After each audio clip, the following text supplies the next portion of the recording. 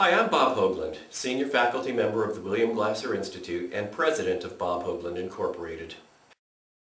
If you don't know where you're going, you might end up someplace else, is a famous quote from Hall of Fame catcher Yogi Berra.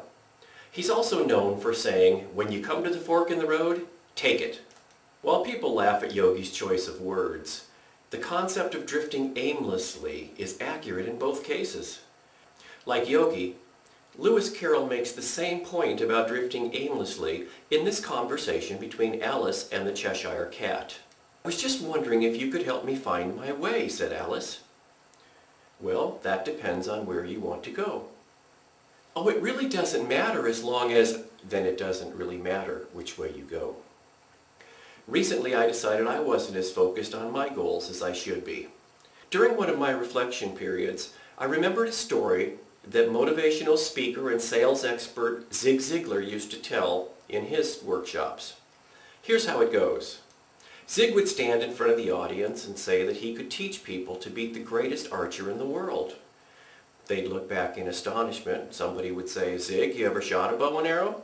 And he'd say, "Well, a couple of times."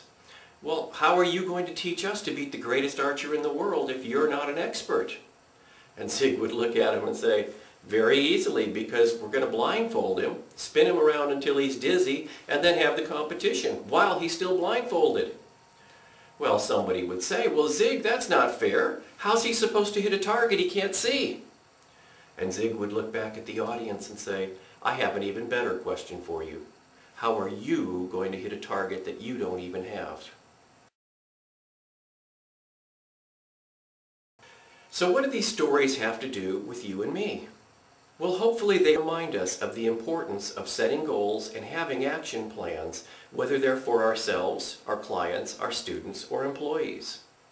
When using the reality therapy questioning process, most people with a little bit of help can decide what it is they want or what their goals are.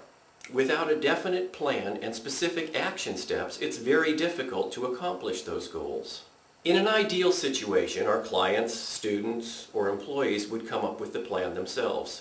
However, if they knew what to do, in most cases they would already be doing it. So in some cases, we may offer suggestions. However, my experience is that it's best to ask permission first. Here's a couple of examples. May I make a suggestion? Would you like to hear what's worked for some other people and see if it makes sense to you? Would you like to hear what I think might help?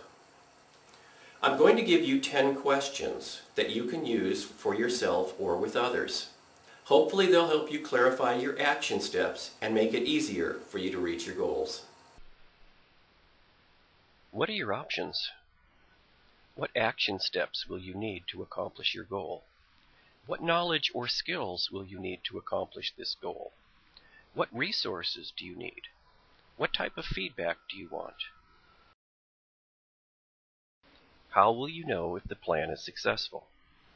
What won't help you accomplish your plan or goal? What is one thing or 3 things you can do to improve? What would you have to do to be better? Where will you keep your plan? Finally, remember that the questioning process can be used systemically for assessment and for planning.